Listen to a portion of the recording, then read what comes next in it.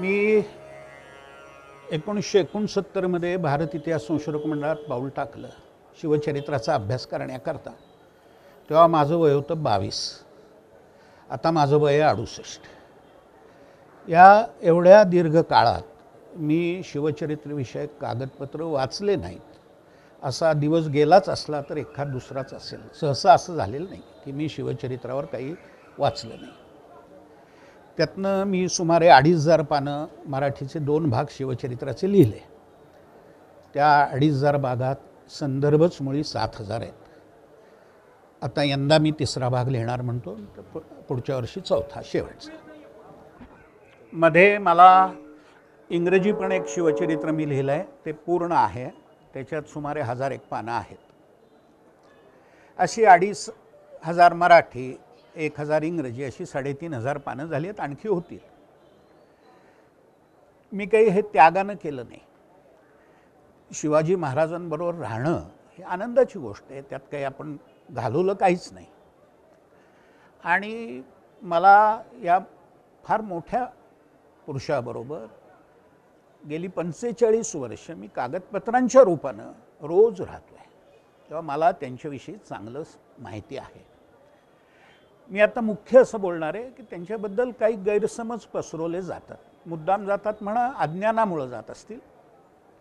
उदाहरणार्थ, मला मध्ये असं कुणीतरी सांगितलं आणि विचारलं की शिवाजी महाराजांनी रायगडावर मशीद बांधली.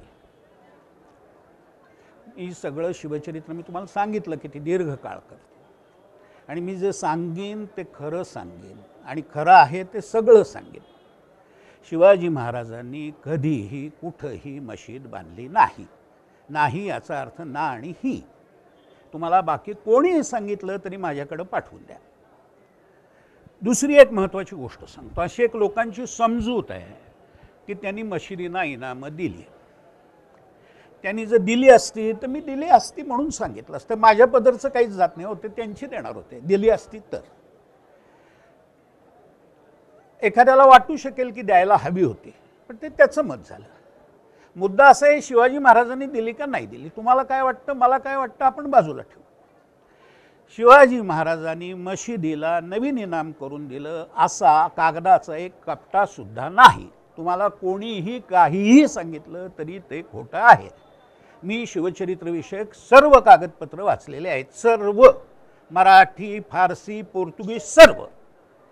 त्यांनी कुठल्याही मशिदीला कधीही नवीन इनाम करून दिलं नाही. मी सांगतो ते काळजीपूर्वक आहे का, नवीन इनाम दिलं नाही.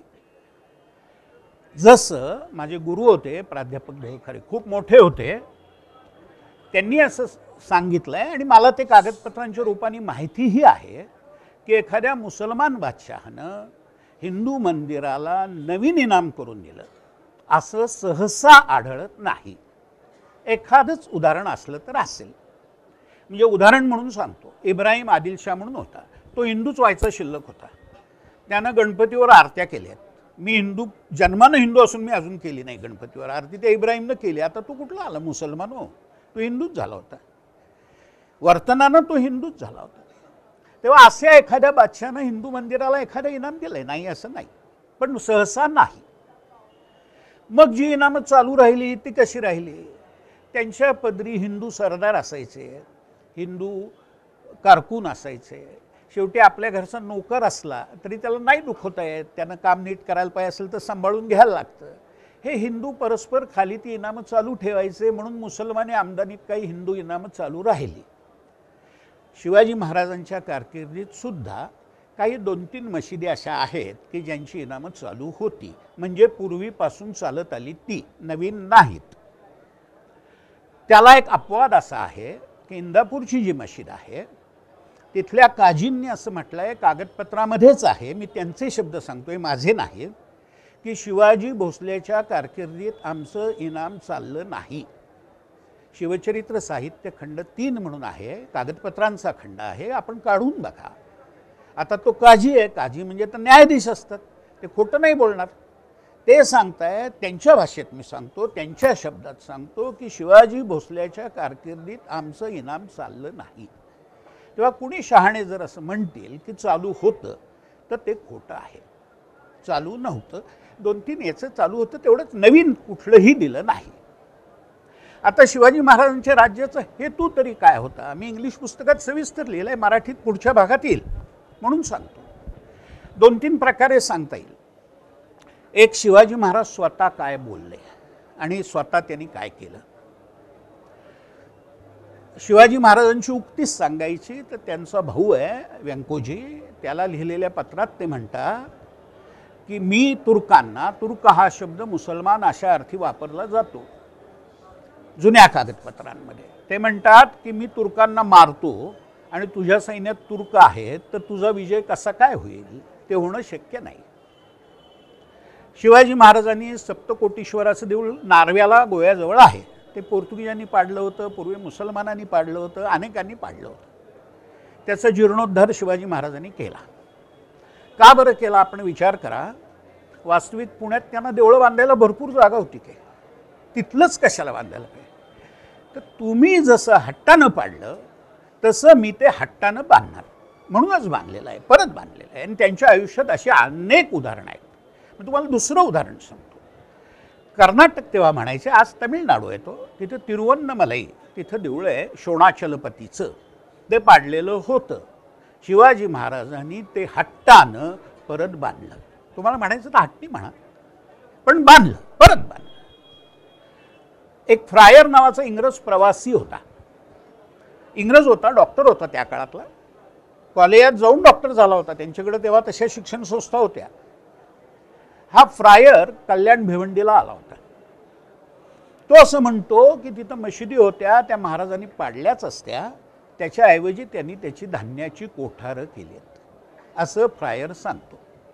एक मशीद ओस पडली होती, तिथला हवालदार म्हणजे आजच्या परिभाषेत मामलेदार, त्यानं सांगितली ती पडली आहे तिथं जाऊन राहा तुम्ही, म्हणून तो तिथं राहत होता. हे फ्रायर सांगतो, स्वतः सांगतो.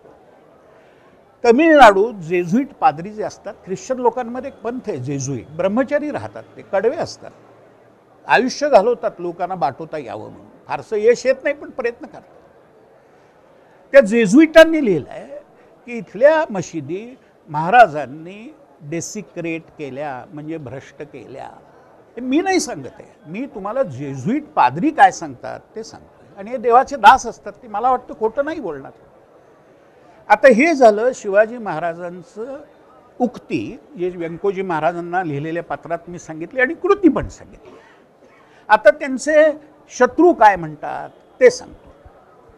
अली आदिलशहानं पाठवलेलं फरमान आहे, त्या फरमानात कान्होजी जेण्यानं पाठवलं आहे. त्यात असं लिहिलं आहे, मी ते फरमान वाचलं आहे, मूळ फरमान पाहिलं आहे, फारसीमध्ये आहे, मला फारसी येतं. त्या फरमानात त्यांनी म्हटलं आहे की शिवाजी महाराजांमुळे, म्हणजे त्यांनी शिवाजी म्हटलं आहे कारण ते त्यांच्या फरमानांमध्ये शिव्या देऊनच बोलतात, ते काही शिवाजी महाराज म्हणत नाहीत, पण आपण म्हणावं की शिवाजी महाराजांमुळं मुसलमानी धर्माची वाढ खुंटलेली आहे, असं त्यांनी म्हटलं आहे त्या फरमानात. आणि म्हणून मी अफजल खानाला त्यांच्या विरुद्ध पाठवलं आहे, असं त्या फरमानात म्हटलं आहे. अली आदिलशहाचं फरमान आहे. त्यांचे शत्रू काय म्हणतात ते मी सांगितलं, आणखी पण उदाहरणं देईन मी. आता त्यांचे मित्र काय म्हणतात, मित्र याचा अर्थ त्यांच्या बाजूचे लोक काय म्हणतात ते सांगतो. संभाजी महाराजांचं दानपत्र आहे, संस्कृतमध्ये आहे, त्यांना संस्कृत येत होतं. त्या दानपत्रावर त्यांनी स्वतःच्या हस्ताक्षरात लिहिलेला श्लोक आहे. कुठं आहे दानपत्र, कोणाला पाहायचं असेल तर टिळक रोडला SP कॉलेज आहे, त्याच्या मागच्या बाजूला शिक्षण प्रसारक मंडळीचं कार्यालय आहे, तिथं ते दानपत्र आहे.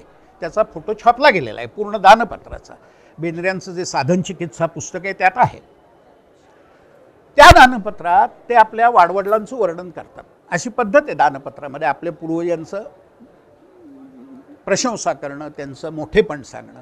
त्यात असं म्हटलं आहे, कसे होते माझे वडील, म्लेच्छक्षय दीक्षित, कुमार वयातच म्लेच्छक्षय दीक्षित, म्हणजे म्लेच्छांचा क्षय करण्याची, नाश करण्याची दीक्षा यांनी घेतलेली आहे. असं कोण म्हणतं, असं संभाजी महाराज म्हणतात. बापाला ओळखणार ना मुलगा, पण आजकाल लोक जे आहेत ते वेगळाच अर्थ सांगतात, संभाजी महाराज वेगळं सांगतात. आपल्याला संभाजी महाराजांचा विश्वास जास्त ठेवला पाहिजे. आणि केवळ संभाजी महाराजच सांगतात असं नाही. संभाजी महाराजांचा अधिकारी होता गोव्याजवळ हाडकोळण म्हणून गाव आहे गोव्याजवळ, तिथं संभाजी महाराजांचा अधिकारी होता, त्याचा शिलालेख आहे. त्याकडे गावकऱ्यांनी काही विनंती केली काही कर माफ करण्याची, ती मान्य केली आहे. ते शिलालेखात तिथं नमूद केलं आहे. काय शिलालेखात म्हटलं आहे, त्याचा फोटो छापला आहे. हां, कमल गोखल्यांचं जे संभाजी महाराजांचं चरित्र आहे त्यात त्या शिलालेखाचा फोटो छापला आहे, तुम्ही बघू शकता. त्यात असं म्हटलं आहे की आता हे हिंदू राज्य झालेलं आहे. हे संभाजी महाराजांच्या अधिकाऱ्याला तिथल्या प्रजाजनांनी केलेल्या विनंतीतलं वाक्य आहे, हे माझं वाक्य नाही. तेव्हा खुद्द शिवाजी महाराजांची उक्ती काय होती, खुद्द शिवाजी महाराजांची कृती काय होती, ते मी थोडक्यात सांगितलं. त्यांचं जे समकालीन लोक होते त्यांच्या बाजूचे ते पण सांगितलं. त्यांचे शत्रू काय म्हणतात अली आदिलशाह सारखे, ते पण सांगितलं. आता तुलनेने तटस्थ असे लोक काय म्हणतात ते सांगतो. हेनरी रेव्हिंग्टन, बऱ्याच जणांनी नाव ऐकलं असेल, त्यांनी महाराजांवर तोफा डागल्या होत्या पन्हाळ्यावर, बऱ्याच जणांनी नाव ऐकलं असेल. त्या हेनरी रेव्हिंग्टननं शिवाजी महाराजांना पाठवलेलं पत्र आहे. इंग्लिश रेकॉर्ड्स ऑन शिवाजी म्हणून पुस्तक आहे. त्या पुस्तकात ते पत्र छापले. पत्राची सुरुवातच अशी केली आहे, शिवाजी महाराजांना लक्षून general of the Hindu forces, म्हणजे हिंदू सैन्याचे अधिपती, हिंदू सेनाधिपती असं कोण म्हणतो, इंग्रज मनुष्य म्हणतो. फार हुशार होता तो महाराजांना ओळखून होता. इतका ओळखून होता की इंग्रजांचं राज्य भारतात पुढं मागं कधीतरी स्थापन करता येईल अशी स्वप्न पहिल्यांदा पडलेला इंग्रज म्हणजे हेनरी रेव्हिंग्टन. इतका तो हुशार होता. तो त्यानं महाराजांना ओळखलं होतं. तो वेळीच त्यांना म्हणतोय general of the Hindu forces, Hindu सैन्याचे अधिपती. तेव्हा शिवाजी महाराजांची स्वतःची उक्ती म्हणजे बोलणं आणि कृती, शिवाजी महाराजांच्या शत्रूंच्या सांगणं आणि कृती, शिवाजी महाराजांचे जे समकालीन होते संभाजी महाराजांसारखे लोक, कवी भूषणासारखे लोक, त्यांना जवळून पाहिलेला त्यांचा चरित्रकार परमानंद, तो म्हणतो लहानपणापासून हे यवनांचा अपमान करीत आले आहेत असं शिवभारतात नमूद आहे. तेव्हा त्यांना जवळून पाहणारे परमानंद असो, कवी भूषण असो, मागाशी गुरुजी म्हणाले सुन्नत होती सबकी, ते काव्य ज्याचं आहे तो भूषण कवी ज्यानं शिवाजी महाराजांना पाहिलं होतं, जो रायगडवर राहिला होता, हा हिंदी प्रदेशातला आहे. तर हे समकालीन लोक, शत्रू आणि मित्र, आणि त्यांच्या उत्तर काळातली परंपरा, ही परंपरा सुद्धा हेच सांगते की मराठ्यांना आपलं राज्य काय कळलं होतं. तो उदाहरणानं सांगतो. त्र्यंबकेश्वरचं देऊळ आहे बघा आजचं, ते मशीद पाडून बांधलेलं आहे. माझे मित्र आहेत पांडुरंग बलकोडे, का आज बहुतेक आले नाहीत अजून, त्यांच्याकडं त्या देवळाचे प्रारंभीपासून अखेरपर्यंतचे सर्व हिशोबाचे कागदपत्र आहेत, अगदी पाया रचण्यापासून सगळे. ते त्र्यंबकेश्वरचं देऊळ मशीद पाडून बांधलेलं आहे. दुसरं एक देऊळ सांगतो. नाशिक गावामध्ये, कोणी नाशिकचे असतील, सुंदर नारायणाचं देऊळ आहे. ते देखील मुस्लिम बांधकाम पाडून बांधलेलं आहे. त्याचे कागदपत्र आहेत. ते शिवचरित्र साहित्य खंड 2 मध्ये छापलेले आहेत. तेव्हा शिवाजी महाराजांच्या राज्याचा काय हेतू होता. आता कोणी म्हणेल की असं नको त्यांनी करायला पाहिजे होतं, आपला सर्वधर्म समभाव त्यांनी ठेवायला पाहिजे होतं. ते शक्य वाटतं कोणाला, पण त्यांना काय वाटत होतं ते आपल्याला बघायचं. लोकांना काय वाटतं, मला काय वाटतं, मला पण असं वाटतं बरं का कधी कधी, सगळ्यांना सारखं वागवलं असतं तर बरं झालं असतं, पण ते त्यांची नव्हती इच्छा तशी. त्यांच्या इच्छेप्रमाणे वागणार, माझ्या किंवा तुमच्या किंवा आणि कोणी असतील त्यांच्या इच्छेनं कसं वागतील ते. तेव्हा त्यांचं वागणं असं होतं. अशा परिस्थितीत आज जेव्हा मी असं आजूबाजूला बघतो, मला 71-72 मध्ये दिल्लीला जाण्याचं दुर्भाग्य माझ्या नशिबी आलं. आणि तिथं मी बघितलं, तिथं औरंगजेब रस्ता, मोठा रस्ता होता, लोधी रोड. आता लोधी कोण कुठला काढला, लोधी तर भला मोठा रस्ता होता. म्हटलं काही शिवाजी महाराजांच्या नावात नाही वाटतं काही. मी नुकताच अभ्यासाला सुरुवात केली होती, 2 वर्ष झाली होती. तेवढं ही लहान गल्ली ही शिवाजी चांगलं आहे म्हटलं. तर मी तिथल्या एका करोलबागेत मराठी वस्ती आहे, तिथल्या मराठी माणसाला म्हटलं काय हो तुमची दिल्ली ही, हा औरंगजेब रस्ता. तो म्हटलं तुमच्या स्वतःच्या महाराष्ट्रात बघा की. मी म्हटलं काय झालं. ते म्हणे औरंगाबाद म्हणून एक शहर आहे तुमच्या महाराष्ट्रात, तूच तुमच्या जिंदगानीवर. मला असं झालं आपण जोड्यानं मार खाल्ला.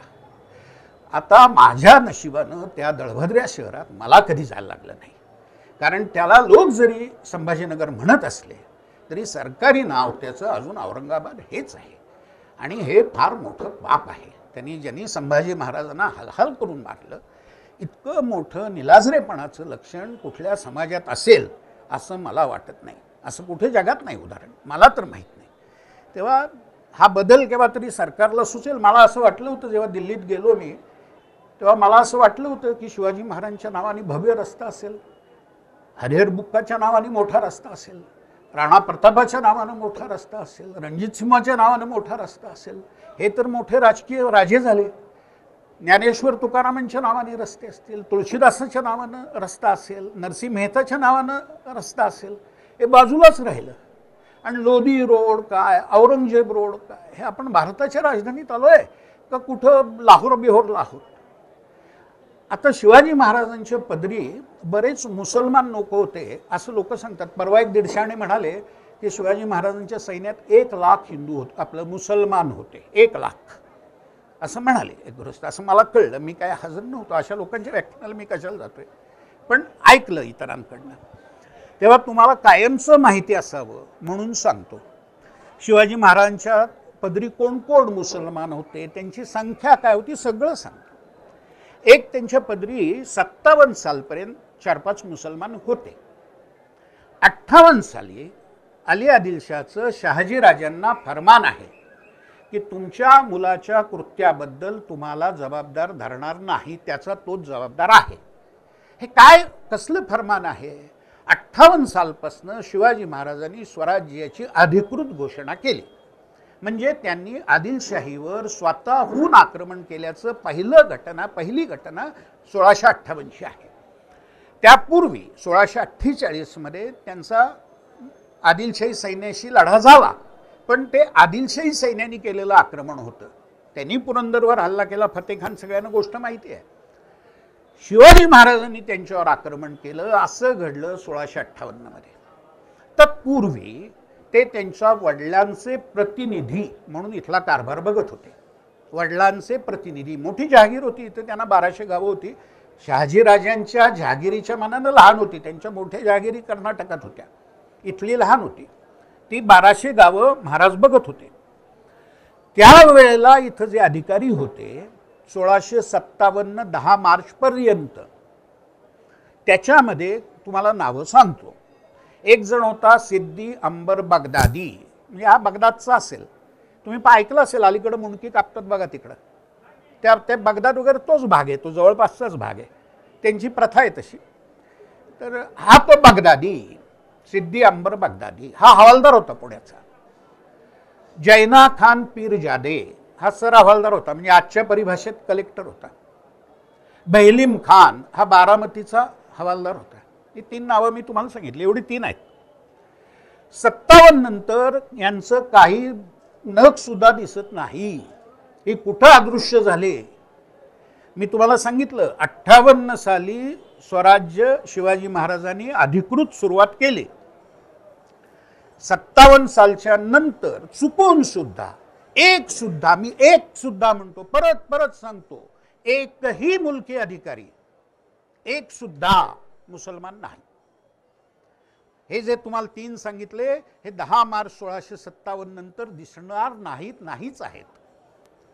जो लोक खूप पुकारा करतात, कोणी काही नूर खान बेग म्हणून होता, नूर बेग सरनोबत होता, तो या 10 मार्च 1657च्या कागदपत्रात शेवटचा दिसतो. त्यानंतर नूर खान बेग गेला, म्हणजे कुठं अदृश्य झाला, त्याला काय केलं महाराजांनी आपल्याला माहिती नाही. त्यानंतर जो सरनोबत होता पायदळाचा, येसाजी कंक, नूर बेग नव्हे. आता मी तुम्हाला 4 माणसं झाली, 5वं सांगतो. त्याचं नाव होतं सिद्दी हिलाल. तो महाराजांकडे येऊन जाऊन होता, कधी आदिलशाहीतही होता. पण तो होता कोण मुळात? तो होता खेळोजी भोसल्याचा क्रीतपुत्र म्हणजे विकत घेतलेला गुलाम, पण मुलाप्रमाणे घरात वाढवलेला, त्याला क्रीतपुत्र म्हणतात. तुम्हाला मला प्रश्न पडेल की त्याला हिंदू का नाही करून घेतलं, बरोबर आहे का नाही? तर अडचण अशी होती की त्या काळामध्ये जो जन्मानं हिंदू नाही त्याला हिंदू करता येत नव्हतं. 19व्या शतकापर्यंत असा एकही माणूस नाही की जो जन्मानं हिंदू नाही त्याला हिंदू केलं नाही. पूर्वी शककुशाण होणं झाले, पण ते कसे झाले? पिढ्यानपिढ्या पिढ्यानपिढ्या वहिवाट पडून झाले. एकाएकी कुणी एक मुसलमान आणि ख्रिश्चन आला आणि तो म्हणला मला हिंदू करा, ते शक्य नव्हतं. कारण प्रश्न असा असायचा की त्याला जात कोणती द्यायची. कुठलीही जात हिंदू धर्मातली म्हणायची आमच्याकडं हा नको. त्यामुळं एखादा तयार झाला तरी त्याला करता येत नव्हतं. नेतोजी पालकराच्या बाबतीत गोष्ट वेगळी आहे. नेतोजी पालकर स्वतः जन्मानं हिंदू होता, त्याला जबरदस्तीनं बाटवलं, त्याला हिंदू करता येतं. जो जन्मानं हिंदू नाहीच किंवा ज्याचे वाडवडील पण हिंदू नाहीत त्याला हिंदू करता येत नव्हतं. नाहीतर सिद्दी हिलाल तो हिंदूच झाला असता. तेव्हा हा झाला सिद्दी हिलाल, हा चौथा. आता त्यांचे दोन नौसेनाधिपती नौदलाचे अधिकारी मुसलमान होते. एक होता दौलत खान आणि एक होता दर्या सारंग. त्या दर्या सारंगाला महाराजांनीच 1679 साली अटक केली. 1679 साली दर्या सारंगाला अटक केली, म्हणजे त्याचाही हिशोब संपला. आता दौलत खान आहे, तो कशासाठी ठेवला होता तर तुम्ही काढून बघा, इंटरनेट आता खूप लोक बघतात. भारत जेव्हा स्वतंत्र झाला 47 साली, त्यानंतर 10 वर्ष भारतीय नौदल आणि भारतीय हवाई सेना याचे प्रमुख ब्रिटिश होते, भारतीय नव्हते, ब्रिटिश होते. स्वातंत्र्य मिळाल्याच्या नंतर 10 वर्ष. का? कारण आपल्याकडं एवढे अनुभवी त्या क्षेत्रातले लोक नव्हते. इंग्रजांनी तेवढी वरची पदं आपल्याला दिलीच नव्हती. हीच परिस्थिती महाराजांच्या नौदलाच्या बाबतीत होती की त्यावेळेला आपल्याकडे एवढे अनुभवी अधिकारी नव्हते. म्हणून हा दौलत खान होता, त्यांच्या नियंत्रणात होता. आणि त्यानंतर मात्र आंग्रे आणि धुळूप होते. बाकी परत मुसलमान अधिकारी दिसत नाही, कधीही नाही. एकदाच तो सुरुवातीला होता, आपल्या लोकांना ट्रेनिंग मिळेपर्यंत तेवढंच, नंतर नाही. आता मी तुम्हाला 4-5 नावं सांगितली. याच्या पलीकडं त्यांच्या जेव्हा अफजल खान वध केला तेव्हा त्यांचे जे 10 अंगरक्षक होते त्यात एक मुसलमान होता, ते सिद्दी इब्राहिम त्याचं नाव. त्याची स्थिती थोड्या बहुत प्रमाणात, हा जो आत्ता मी तुम्हाला सिद्दी हिलाल सांगितला ज्याला खेळोजी भोसल्यानं मुलाप्रमाणे वाढवलं होतं, तशीच त्या सिद्दी इब्राहिमची स्थिती आहे. तेव्हा ही जी मी तुम्हाला नावं सांगितली एखादं राहिलं असेल. राहिलं मदारी मेहतरचं नाव, ते खोटं आहे. हो आणि खोटं, त्यात काही सुद्धा खरं नाही. 1800 साल नंतर हकीकत लिहिलेली आहे. आणि काय लिहिली आहे की सवाई जयसिंगाची स्वारी महाराजांवर झाली. हा सवाई जयसिंग कोण? अहो तो त्या मिर्झा राजा जयसिंगाचा खापर बनतोय. तेव्हा महाराज स्वतः हयात नव्हते. त्या सवाई जयसिंगाची स्वारी झाली तेव्हा हे मदारी मेहतरांनी केलं. आता हे कसं काय खरं मानायचं?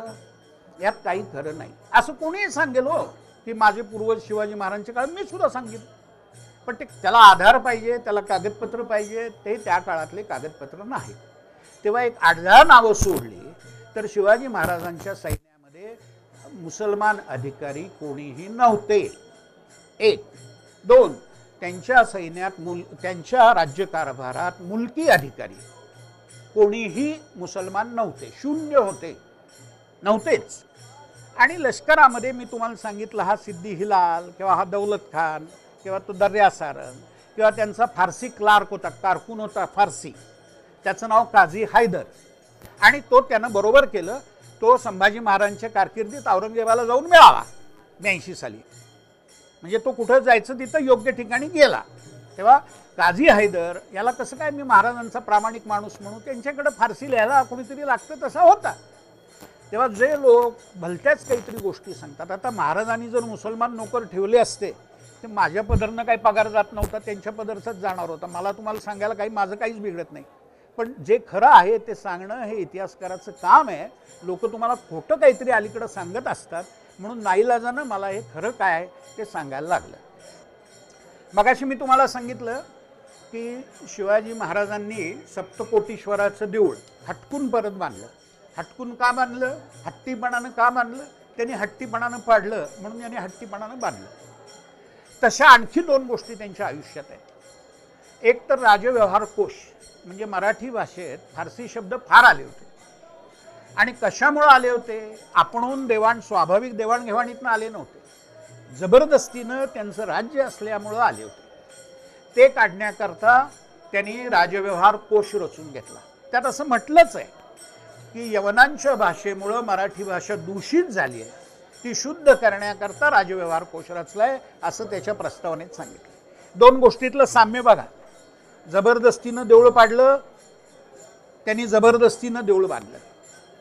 जबरदस्तीनं भाषेत शब्द शिरले, त्यांनी जबरदस्तीनं बाहेर काढले. आणि अशीच तिसरी गोष्ट आहे, नेतोजी पालकर राहायला असता मुसलमान काय बिघडत होतं? सगळे धर्म सारखेच आहेत ना असं लोक म्हणतात. नाही आहेत, पूर्ण वेगवेगळे आहेत, अजिबात सारखे नाहीत, खोटं बोलतात. कुठल्याच धर्माची माहिती नसलेले लोक असं बोलतात. सर्व धर्म पूर्णपणाने वेगवेगळे आहेत. आणि मी जेव्हा हिंदू म्हणतो तेव्हा भारताच्या राज्यघटनेच्या 25व्या कलमात हिंदू शब्दाची जी व्याख्या आहे ती काय व्याख्या आहे? त्यात हिंदू आहेत म्हणजे पारंपरिक हिंदू, ज्ञानबा तुकाराम करणारे तुमच्या माझ्यासारखे, शीख आहेत, जैन आहेत, बौद्ध आहेत. हे सर्व लोक हिंदू या शब्दाच्या व्याख्येत डॉक्टर बाबासाहेब आंबेडकरांनीच घातलेले आहेत. आणि तोच अर्थ मला कायम सुरुवातीपासून आत्तापर्यंत अभिप्रेत आहे. दुसरा कुठला अर्थ माझ्या मनात नाही, एवढाच अर्थ मला येतो. तेव्हा तिसरी जी गोष्ट मी तुम्हाला सांगितली की राहायला असता नेतोजी पालकर मुसलमान, राहायला तर राहायला, सगळे धर्म सारखेच आहेत असं काही लोकांना वाटू शकलं असतं. पण महाराजांना तसं वाटलं नाही. तुम्ही त्याला जबरदस्तीनं मुसलमान केलं, तेव्हा मी पण त्याला तितक्याच हट्टीपणानं परत हिंदू करणार. तीन गोष्टी आहेत बघा. तुम्ही भाषा दूषित केली ती मी शुद्ध करणार, तुम्ही माणूस दूषित केला मी शुद्ध करणार, तुम्ही धर्मस्थान दूषित केलं मी ते शुद्ध करणार. हा एक प्रकारचा चांगल्या अर्थानं हट्टीपणा महाराजांच्या स्वभावात होता, म्हणून ते महाराज झाले, आपण सामान्य